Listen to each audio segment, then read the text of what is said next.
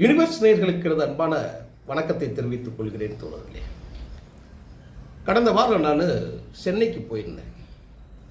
சென்னையில் நமது திராவிட இயக்கம் அழிவின் விளிம்பில் இருக்கிறதா, இல்லை திராவிட இயக்கத்தின் நீட்சி தொடர்கிறதா என்பதை பற்றி ஒரு ஆய்விற்காக ஒரு முக்கியமான இடங்களுக்கு நான் பயணப்பட்டேன். ஒரு 1.5 நாளில் நான் போனேன். அப்போ இதை எங்கிருந்து துவங்கலாம் அப்படின்னு பார்க்கும்போது, நீதி கட்சி தலைவர்களிடமிருந்து துவங்கலாமா, இல்லை தந்தை பெரியார் அவர்களிடமிருந்து, பேரறிஞர் அண்ணா அவர்களிடமிருந்து தொடங்கலாமா அப்படி என்று நினைக்கிற பொழுது பெரியாரிடமிருந்து நாம் துவங்கலாம் அப்படிங்கிற லெவலில் பார்த்தோம். அப்போ தந்தை பெரியார் அவர்கள் தன்னுடைய சொத்துக்களை கல்விக்காகவும் சுயமரியாதை பிரச்சாரத்திற்காகவும் பெண்களின் கல்விக்காகவும் அப்படிங்கிறதுல ரொம்ப முக்கியத்துவம் கொடுத்திருந்தார். அதற்காகவே ஒரு அமைப்பை உருவாக்கி அதை அறக்கட்டளையாக்கி கல்வி நிறுவனங்களை எல்லோருக்கும் போய் சேரக்கூடிய பகுத்தறிவு பிரச்சாரத்திற்காக அவர் வைத்திருக்கிறத பார்த்தோம்.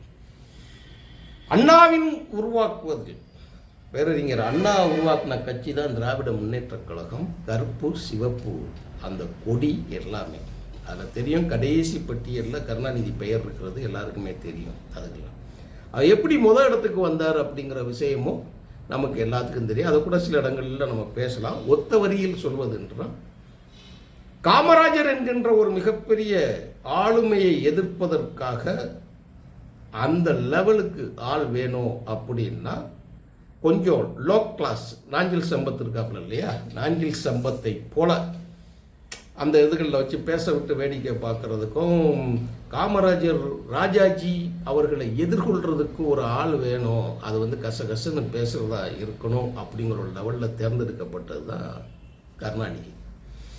அப்போல்லாம் நாவலர் இருந்தார், மதியழகன் இருந்தார், அதெல்லாம் ஒரு கதை. அதனால் அங்கே போய் பார்க்கணுன்னு கேட்டால் இந்த கும்பல் கைப்பற்றி கட்சியை வச்சுக்கிட்டு இன்றைக்கி எல்லாம் ஆட்டம் போடுது. அது அப்படியே போகுதுன்னு வச்சுக்கோங்களேன். அண்ணாவுக்கு பிறகு திமுகங்கிற பேர் இருக்குது. மற்றவங்கெல்லாம் எல்லாரும் வருவாங்க முதலமைச்சர். அவங்க இல்லாத போது இவங்க உட்காந்துட்டு அப்படி போனே எச்சு போப்பா ஆளுகள்லாம் எச்சு வீட்டுக்கு போங்க அப்படின்னா அது வாட்டிக்கு போயிடும். இதுதான் நடந்துகிட்டு இருந்தது. இப்போ நான் எம்ஜிஆர் அவர்களுடைய இல்லத்திற்கு நான் சென்றிருந்தேன். நான் பார்த்த காட்சி பார்த்தீங்கன்னா ரொம்ப வருந்தத்தக்கக்கூடிய லெவலில் இருந்தது. தமிழ்நாட்டை நீண்ட ஆண்டுகள் ஆட்சியில் வைத்திருந்தக்கூடிய ஒரு கட்சி அண்ணா திராவிட முன்னேற்ற கழகம். அந்த கட்சியை உருவாக்குனவர் எம்ஜிஆர். நாங்கள்லாம் அதிமுக தொண்டரும் கிடையாது, பேச்சும் கிடையாது. நாங்கள் அடிப்படை திராவிட இயக்கவாதிகள். எங்களுக்கு அதிமுக மெம்பர்கள்லாம் கிடையாது. எங்கள் காலத்துலலாம் அண்ணாவின் மறைவுக்கு பிறகு நாங்கள் பிறந்த 1969 நாங்கள் பிறந்தவங்க. அதுகளில் வச்சிருப்போம்.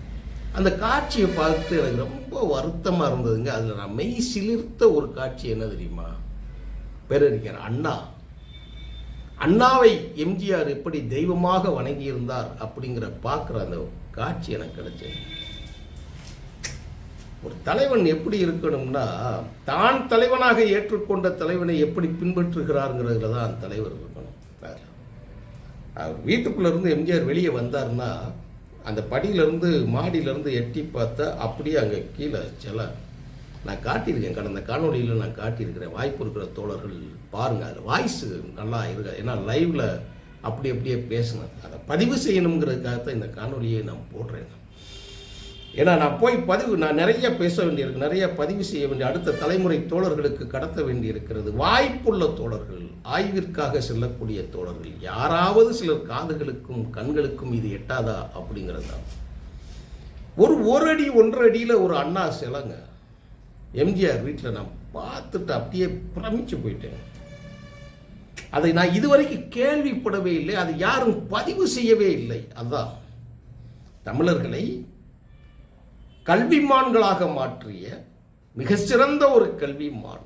ஒரு பேராசிரியரா, இல்லை என்று சொன்னால் ஒரு பிரின்சிபலா, இல்லை என்று சொன்னால் ஒரு டாக்டரேட்டாக, இல்லை என்று சொன்னால் தமிழர்களுக்கு அடிப்படை வசதிகளில் இருந்து இன்னைக்கு ஆளாக்கி பெரிய அளவில் வளர்த்து விட்டுருக்கிறதுக்கு காரணமாக இருந்த அந்த அண்ணாவின் சிலை இருக்கு இல்லையா, தன் தாய் கூட ஓரத்தில் வச்சிருக்கிறார். தான் தலைவனுக்கு நெஞ்சில் அவர் வச்சிருக்கிறது மாதிரி முன்னாடி வச்சிருக்கிறாங்க. அந்த காட்சியை நான் பார்த்தேன். அது எல்லாம் பராமரிப்பின்றி இருக்குது. பராமரிப்பு இல்லை. எல்லா இலைகள்லாம் விழுந்து கிடக்கு. அப்படியே கிடக்கு. அதே கொஞ்சம் வெளியே போனால் அதை துப்புரவுப்படுத்தி அதை ஒழுங்குபடுத்துவதற்கு கூட அண்ணா திராவிட முன்னேற்ற கழகத்தின் பொதுச் செயலாளர் எடப்பாடி என்னங்க பண்ணுறீங்க? எம்ஜிஆர் வாழ்ந்த வீடுங்க. இதற்கு கூட மனம் இல்லாதவர் நீங்க எல்லாம் என்னையா கட்சியை காப்பாற்ற போறீங்க? அது ரொம்ப முக்கியமான ஒரு விஷயம் சொல்ல. எல்லாமே நீங்க தப்பா இங்க பன்னீர்செல்வம் விமானத்தில் போவையில் நீதி கட்சி பிதாமகர்களில் ஒருத்தர் விபத்தில் இறந்த உடனே பெரியார் தலையில் அடிச்சு அழுதார். எனக்கு ஒரு நோவு வந்திருக்க கூடாதா? என் ஆயில நான் கொடுத்துருக்க மாட்டேனான்னு கேட்டேன் அந்த தலைவர். பேரறிஞர் அண்ணா அவர் மருத்துவமனைக்கு செல்கிற பொழுது பெரியார் கண்ணீரோடு போய் அந்த ஓரத்தில் நிற்கிற காட்சியை இந்த சமூகம் பார்த்தது, தமிழ் குலம் பார்த்தது. இந்திய உலகத்தில் இருக்கக்கூடிய மனிதர்கள்லாம் அதை பார்க்கக்கூடிய ஒரு காட்சி இருந்தது. முதலமைச்சராக போகக்கூடிய புரோட்டோகால் அடிப்படையில் போவாங்க. ஆனாலும் ஒரு பிலாசபராக வாழ்ந்து கடைக்கோடியில் அடுத்த தலைமுறை இன்னும் 1000 ஆண்டுகள் கழித்து இந்த தமிழர்கள் மதத்தின் பெயரால் சாதியின் பெயரால் அடிமைப்பட்டு கடந்துவிடக் கூடாதே, ஒரு இழிநிலை வாழ்க்கை வாழக்கூடாதே, பிறப்பால் ஒருவன் கேவலமாக பிறக்கக்கூடாதே என்பதற்காக தன் சொத்துக்கள் எல்லாம் இழந்து பாடுபட்ட ஒரு மாபெரும் தலைவன் தந்தை பெரியார் தன்னுடைய மாணாக்கன் ஒருவன் முதலமைச்சராக இருக்கிறார் என்று சொல்லி 2 ஆண்டுகளில் நோக்காடில் விழுந்து விட்டாரே, மீட்க முடியாத நோயில் விழுந்து விட்டாரே என்று சொல்லி வண்டியின் பின்னாலேயே போய் கதறி நின்ற காட்சி. அண்ணா அவ்வளவு பெரிய ஃப்ளைட்டில் ஏறுறதுக்கு முன்னாடியே ஓடி பெரியாரை கட்டி எழுத காட்சி, முடியாத காட்சி. அந்த காட்சிகள்லாம் அந்த அளவுக்கு நோக்கினார் அவர். அப்படி ஒரு தலைவனை, தன்னை ஆளாக்கிய தலைவனை, தனக்கு ஒரு தத்துவத்தை தந்த ஒரு தலைவனை, தனக்கு ஒரு கட்சி உருவாகுவதற்கு காரணம் இருக்கக்கூடிய ஒரு தலைவனை கொண்டாடிய ஒரு தலைவர் எம்ஜிஆர். அவர் வாழ்ந்த வீடு சிதிலமடைஞ்சு கிடக்குது. அங்கிருந்து ஆரம்பிப்போன்னு நான் நினைச்சேன். அப்பதான் இதை பேச வேண்டிய கட்டாய சூழல். ஏன்னா இன்னைக்கு தேவைப்படுது. இந்த திமுகங்கிற கட்சி இருக்கு இல்லையா, திராவிட முன்னேற்ற கழகம், அந்த கட்சியை கபலீகரம் செய்து கொண்டு ஒரு குடும்பத்திற்குள் சுற்று வைத்து விட்டுட்டு இன்னைக்கு எல்லாருக்கும் அவங்க நீதி போதனை இருக்காங்க. திராவிட இயக்கத்துக்கு நாங்கள் தான் எல்லாம் இப்போதான் எவன் ஒருத்தர் வந்துட்டானா அப்படியே வாங்கி விலைக்கு வாங்கிட்டு வாங்குவதை போல் அவங்கள பேசுகிறான். டிவியில் பேசிக்கிட்டு இருந்தவங்க எல்லாம் டமக்குன்னு குதிச்சுட்டா வச்சு அவங்க தான் காப்பாற்றுறாங்க, மற்றதான் இருக்கிறாங்க, மற்றவங்களுக்கெல்லாம் எல்லா புரோட்டோக்காலும் உண்டு, மற்றவர்களுக்கெல்லாம் எல்லா அடிப்படை கேள்விகள் உண்டு. ஆனால் இவர்களை பார்த்து எந்த கேள்வியும் கேட்கக்கூடாது என்கக்கூடிய மனநிலையில் வந்துட்டாங்க அந்த இதில். அதனால் நம்ம கேள்வி கேட்க வேண்டிய நிலையில் இருக்குன்னா அந்தந்த தலைமை கேட்கறதுன்னா எம்ஜிஆர் அவர்களுடைய இல்லம் ரொம்ப மோசமான நிலையில் இருக்கு, பராமரிப்புன்று இருக்கு. அந்த குடும்பத்துக்கு எழுதி கொடுத்துட்டாங்க இல்லைங்க, யாரோ ஒரு ஆள் இருந்திருப்பாங்கல்ல. நாங்கள்லாம் சின்ன பிள்ளையில் கருணாநிதி என்ன எங்களுக்கு சொல்லி கொடுத்து வச்சுருந்தா அப்படின்னு கேட்டிங்கன்னா, தங்க பஸ்பத்தை தான் சாப்பிடுவோம். அதெல்லாம் சிந்திக்கக்கூடிய வயசு கிடையாதுங்க. ஈக்கி குச்சியில் கொடியை தூக்கிக்கிட்டு ஓடுற நேரம் தங்க பஸ்பந்தான் எம்ஜிஆர் சாப்பிடுவார், அதனால தான் கதன்னு இருக்காரு அப்படின்னு சொல்லுவாங்க. அப்படி இருந்தோம் நாங்கள்லாம் அந்த இதில் கிடையாது. இன்றைக்கு எங்கள் இனத்திற்கு தனி ஒரு நாடாக மலர்வதற்கு எம்ஜிஆர் தனது சொத்துக்களை எல்லாம் கொடுத்து அவர்களை பத்திரமாக வழி அனுப்பக்கூடிய வேலையை செய்து அங்கே இலங்கையில் தான் பிறந்த இடத்தில் ஒரு மாபெரும் தலைவன் 1000 ஆண்டுகளுக்கு பிறகு தமிழ்நாட்டிற்கு காணாது வந்த தலைவனாக வந்த ஒரு தலைவன் சிலை வைத்திருக்க காட்சியை பார்த்து நாங்கள்லாம் மாறிட்டோம். பேசுவதில்லை அரசியல் ரீதியான அவர் காலம் கடந்து விட்டது. 87 எங்களுடைய கல்லூரி காலத்தில் அதெல்லாம் கடந்துருச்சு. அவருடைய அரசியல் பேசும்.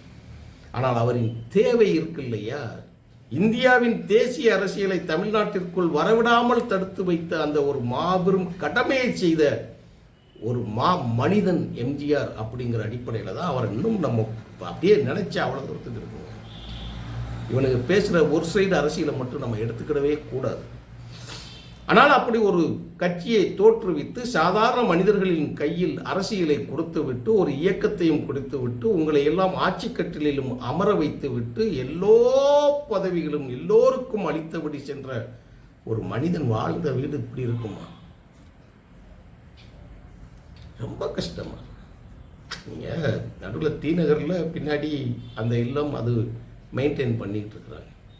அந்த குடும்பத்துக்கு பின்னாடி ஒரு வாய் பேச முடியாதவர்கள், காது கேளாதவர்களுக்கான அந்த பள்ளிக்கூடம் இயங்குது. நாங்கள் உள்ள வரைக்கும் போக முடியல, ஒரு செக்யூரிட்டி இருந்தார், அதை தாண்டி நாங்கள் போக முடியலை. ஏன்னா அவருக்கு பிரச்சனையாக வரக்கூடாதுல்ல. அவர் ஒன்றும் தெரியல, அவருக்கு பாவம் தமிழே தெரியல. நான் அப்படியே போனோம், போய் அவர்கிட்ட கேட்டோம். பேசுகிற தமிழும் புரியலை சார் அப்படின்னு சொல்லி எக்ஸ்கியூஸ் பண்ணி பேசுகிற மாதிரி பேசினார். தொந்தரவு கொடுக்க வரும் போல. அப்போ வீடு பூட்டி கிடந்தது, உள்ள செருப்பு இருந்தது, வெளியில் ஒரு ஆள் இருந்தது, கேட்பதற்கு ஆள் இல்லை. நான் இதற்காகவே அடுத்த மாதம் ஒரு திட்டம் ஒன்று வைத்திருக்கிறேன். தனிப்பட்ட முறையில் முன் அனுமதி பெற்று அதை முறைப்படியாக ஒரு ஆவணங்களாக சேர்க்க வேண்டும் என்றும், அந்த ராமாவரம் தோட்டத்தில் இருக்கக்கூடிய பேரறிஞர் அண்ணாவின் சிலையையும் அது சுற்றத்தில் இருக்கக்கூடிய அந்த மாடத்தையும், எம்ஜிஆர் அவர்களுடைய சிலையையும், அதில் இருக்கக்கூடிய திராவிட இயக்கத்தின் பிதாமகர்களுக்கு வந்து போன இடங்களையும் சரி செய்ய ஒரு கோரிக்கையாக வைக்க வேண்டும் என்பதிலும் முழு காட்சிப்படுத்த வேண்டும்ங்கிறதுல எத்தனையோ பேர் போகிறாங்க, போயிட்டு பேட்டி எடுத்துகிட்டு வராங்க, வெளியில் வந்திருக்கிறாங்க. ஆனால் இப்படி ஒரு பேரறிஞர் பெருந்தகைக்கு உண்டான ஒரு சிலை இருக்குது, முன்னாடி இருக்குங்கிறத யாருமே காட்டலையே. நானே அப்போத்தான் பார்த்தேன்.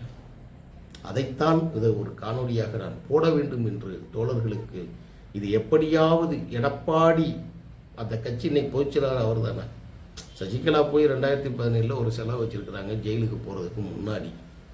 அந்த சிலை கம்பீரமாக அது வாட்டிக்கு இன்றைக்கி ஃபுல்லாக தூசி அழுக்கு அடைஞ்சி போயிருந்தது. நான் பார்க்குற நேரத்தில் அப்படி இருந்தது. பட்டப்பகலில் தான் போனேன், அந்த பள்ளிக்கூட வாசல் வழியாக தான் நம்ம போனோம். ஏன் இந்த நிலை?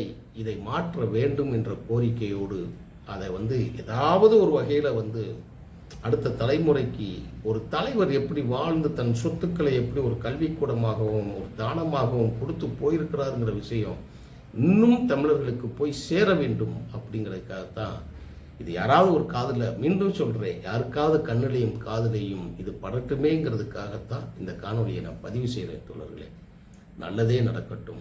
திராவிட இயக்கத்தின் வழித்தடம், அவர்கள் நடந்த பாதைகளில் மீண்டும் நடந்து வரலாற்றை பதிவு செய்ய வேண்டிய கடமை நமக்கு இருக்கிறது. இது ஒன்றும் திமுகவுக்கு மட்டும் சொந்தக்காரன். அவனுக்கு தக்கன பேசி மற்ற அரசியல்களை எல்லாம் இழித்தும் பழித்தும் பேசுகிறான். ஆனால் அப்படி கிடையாது. கருணாநிதிங்க ஒரு ஆப்ஷன் தான்.